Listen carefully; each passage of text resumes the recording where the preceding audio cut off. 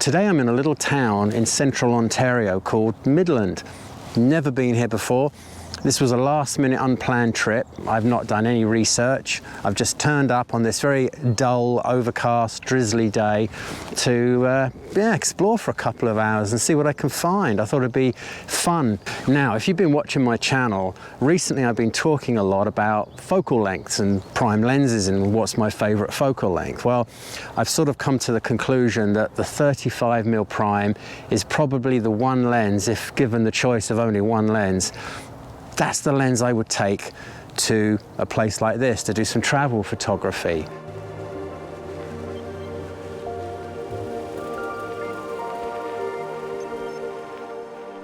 I've been very happy with my 35mm f1.8 from Viltrox. It's autofocus, it's very well built, it's absolutely fabulous. It is the perfect lens. But I got the opportunity to try this f0.95 lens, 35mm lens from Laowa, and I hope I pronounced that right. It's their Argus series. It's manual focus. It's very heavy, it's very well built. It's beautifully made actually, the quality is fabulous. But why would I need f0.95? Who needs that? Oh, that was the question I asked myself, so I thought, well, maybe I should find out.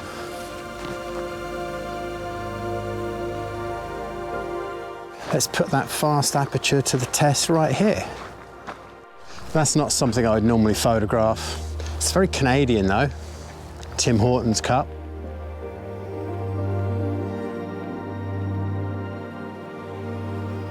The first shot was at f1.2, which to me seems more than fast enough, and then the last one was 0.95. I've got nothing else to say about that.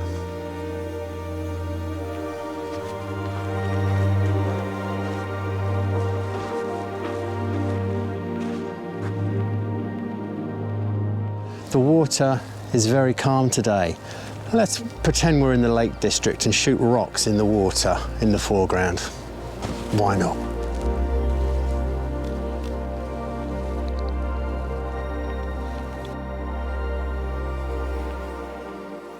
That's a really nice little composition. f11. Didn't need this lens for that, did I? But I do enjoy the manual focusing. It just slows me down, gives me time to think. I've learned photography with manual focus lenses, so I'm just used to them. It's my preference. I've actually set my function one button, you can see it down there by the lens, so that I can I just press that and zoom right in, so that allows me to check my focus to make sure the subject is perfectly sharp. And that's a fantastic little function. Just press it to zoom in, press it to zoom out. Job done.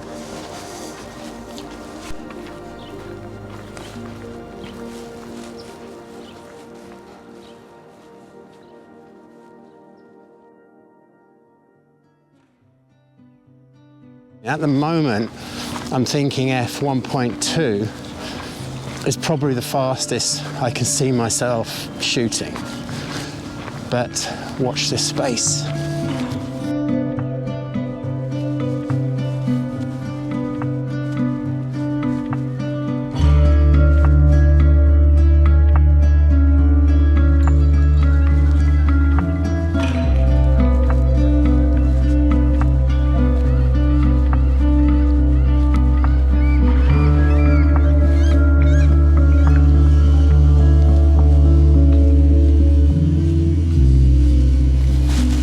They've closed off the pier area, the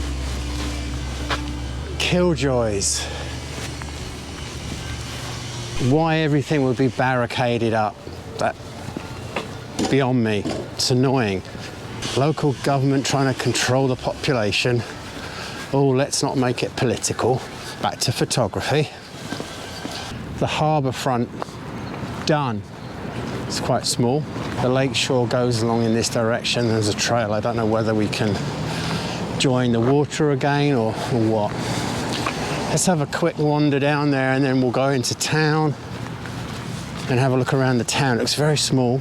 Population of 18,000. I saw that on the sign on the way in, so very, very small town. Might do a bit of street photography. Now, an unpopular opinion, but for me, most street photography comes under the travel photography umbrella. I mean, I'm traveling, never been to this place before, I'm exploring it. And if I take pictures on the streets here and there are people doing things, well, to me, that's travel photography as well as street photography. I'm interested to know what your thoughts are on that. Do you think a lot of street photography is under the travel photography umbrella? Same with environmental portraits and sort of cultural lifestyle photography, food photography, architectural photography. It all comes under travel photography for me.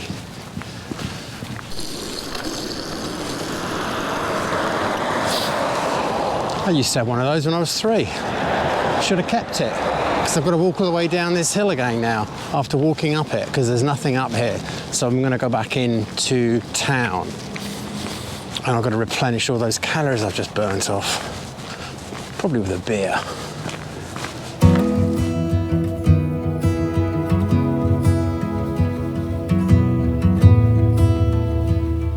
'19th century buildings.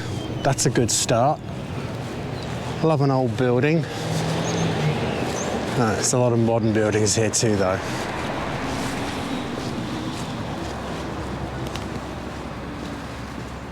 Every small town in Ontario that I go to, the stores that seem to be the busiest are the cannabis stores and the liquor stores. Now, I'm not reading anything into that, I'm just saying.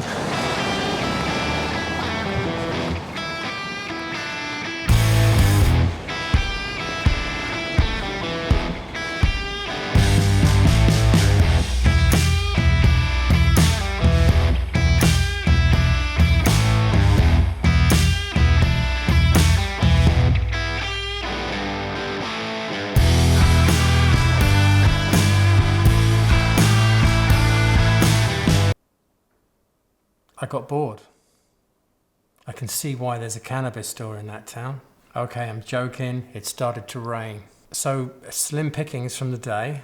My favourite image was this one. Although now I've been looking at it again, I decided this crop works better. So I didn't get the chance to test this lens as wide open, which was the plan. I did go home and shoot the chickens and dog at f/0.95 though. The background blur is very nice, full of character. It's almost impossible to shoot moving subjects within a metre or so of the camera. You really need to shoot static things like food and drink in a bar or restaurant. All of these photos are around the minimal focal distance. Shooting things handheld at a greater distance is much easier, but can still require a few frames to get it right.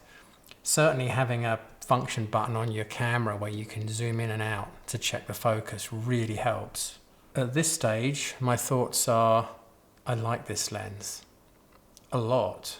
It weighs around 750 grams, so it's not the lightest, but it's old school. It's a helicoidal lens made of metal. It's reassuringly solid. Now, the thing to know about manual lenses is they don't communicate with the camera at all. So there's no EXIF data.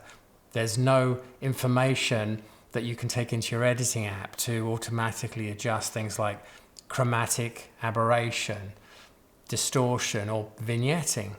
But I don't really care about those things. I can adjust those things manually if I really need to. In fact, I quite like the vignetting on this lens when you're shooting wide open. Adds some character. I'll be using this lens in upcoming videos, so do make sure to subscribe, and I'll see you again soon.